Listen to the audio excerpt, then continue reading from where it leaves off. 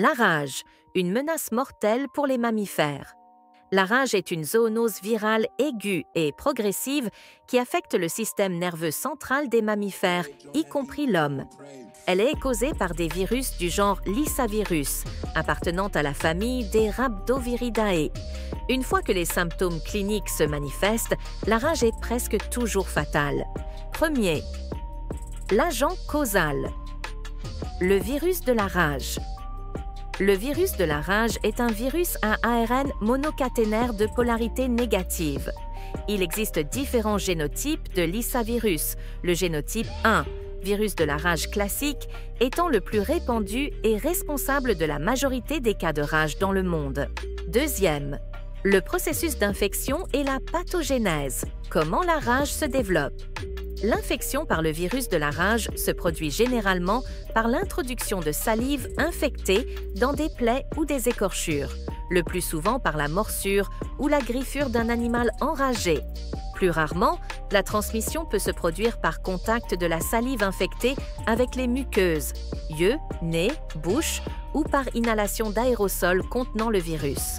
Une fois introduit dans l'organisme, le virus suit un trajet bien précis. Réplication locale. Le virus se réplique initialement dans les tissus musculaires et conjonctifs au site de la blessure. Pénétration. Nerveuse. Le virus pénètre ensuite dans les terminaisons nerveuses périphériques et migre de manière rétrograde le long des axones des nerfs jusqu'au système nerveux central, moelle épinière et cerveau.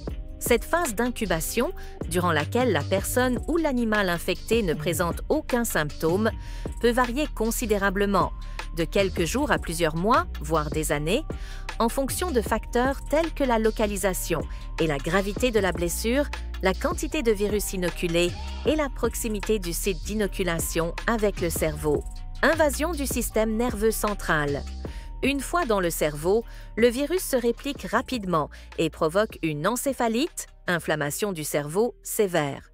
Il affecte particulièrement l'hippocampe, le tronc cérébral et les noyaux gris centraux.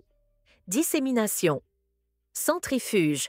Le virus se propage ensuite de manière centrifuge le long des nerfs vers d'autres organes, notamment les glandes salivaires, où il est excrété en grande quantité dans la salive, permettant ainsi la transmission à d'autres hôtes. Troisième, les symptômes de la rage, manifestation clinique de l'infection. La période d'incubation est généralement silencieuse. Une fois que les symptômes apparaissent, la rage évolue en plusieurs phases. Phase prodromique, 2 à 10 jours. Cette phase initiale est caractérisée par des symptômes non spécifiques tels que fièvre-malaise générale, anorexie, maux de tête, douleur ou paresthésie, sensation anormale au site de la morsure, anxiété, irritabilité. Phase d'excitation, rage furieuse, 2 à 7 jours. Cette phase est marquée par une hyperactivité et une agitation croissante, hydrophobie, peur intense et spasmes douloureux des muscles de la déglutition et du larynx, provoqués par la tentative de boire, ou même par la vue ou le bruit de l'eau. C'est un symptôme classique mais pas toujours présent. Aérophobie, peur intense des courants d'air, spasmes musculaires généralisés, comportement agressif, irritabilité extrême, accès de rage, tentative de mordre.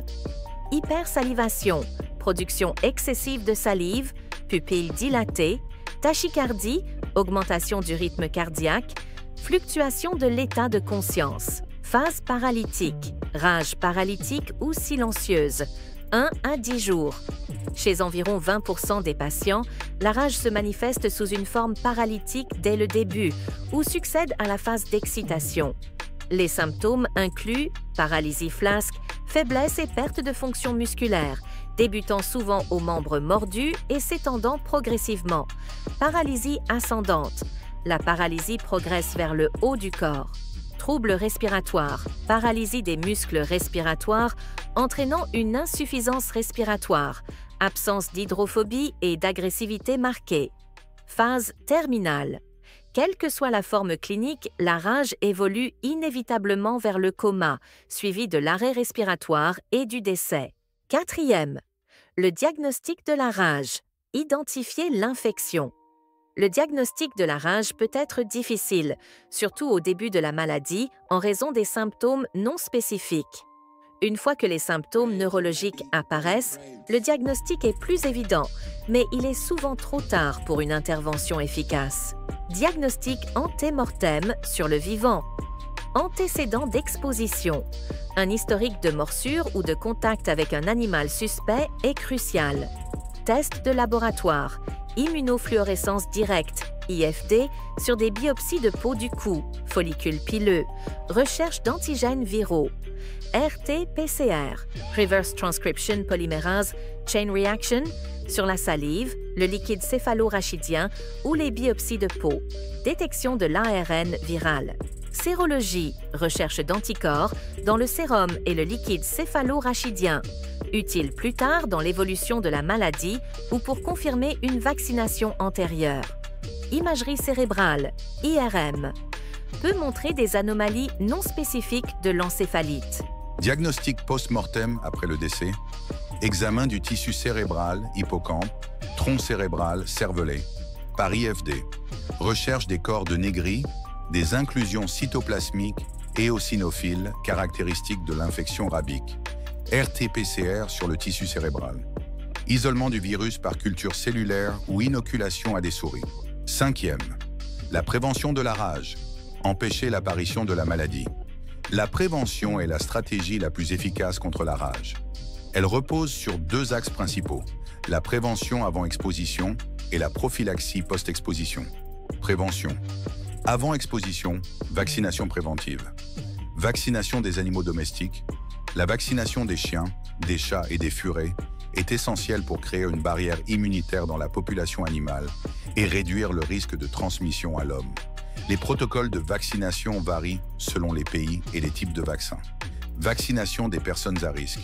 La vaccination préventive est recommandée pour les personnes ayant un risque élevé d'exposition au virus de la rage, tels que les vétérinaires et les assistants vétérinaires, les personnels de laboratoire manipulant le virus de la rage, les personnes travaillant avec la faune sauvage, biologistes, gardes forestiers, spéléologues, les voyageurs se rendant dans des zones à haut risque où l'accès aux soins médicaux post-exposition est limité. Le schéma vaccinal préventif comprend généralement 3 doses de vaccin antirabique administrées par voie intramusculaire sur une période d'1 mois. Des rappels peuvent être nécessaires en fonction du risque d'exposition continue. Prophylaxie post-exposition, traitement après exposition. La prophylaxie post-exposition, PPE, est un traitement d'urgence administré après une exposition potentielle au virus de la rage. Son efficacité dépend crucialement de sa rapidité d'administration. Elle comprend soins locaux de la blessure, laver immédiatement et abondamment la plaie avec de l'eau et du savon pendant au moins 15 minutes. Appliquer un antiseptique, par exemple une solution iodée ou de l'alcool à 70%. Éviter de suturer la plaie immédiatement, si possible. Si une suture est peu nécessaire, elle doit être lâche et laisser un drainage. Immunoglobulines Rabix humaine, HRIG. Les HRIG fournissent une immunité passive immédiate en neutralisant le virus au site de la blessure et dans les tissus environnants. Elles doivent être administrées le plus tôt possible après l'exposition, idéalement dans les 7 jours suivant la première dose de vaccin. La dose est calculée en fonction du poids corporel et doit être infiltrée autant que possible autour de la plaie et le reste administré par voie intramusculaire dans un site éloigné du site d'administration du vaccin.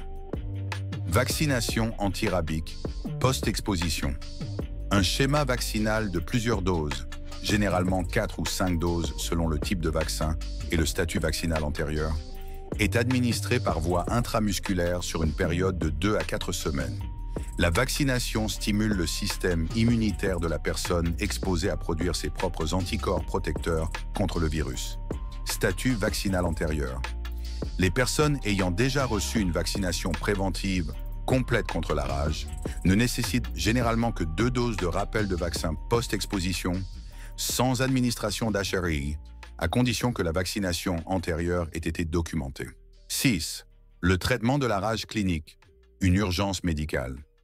Une fois que les symptômes de la rage se manifestent, il n'existe actuellement aucun traitement curatif efficace. La prise en charge est principalement palliative et vise à soulager les symptômes et à offrir un soutien aux fonctions vitales.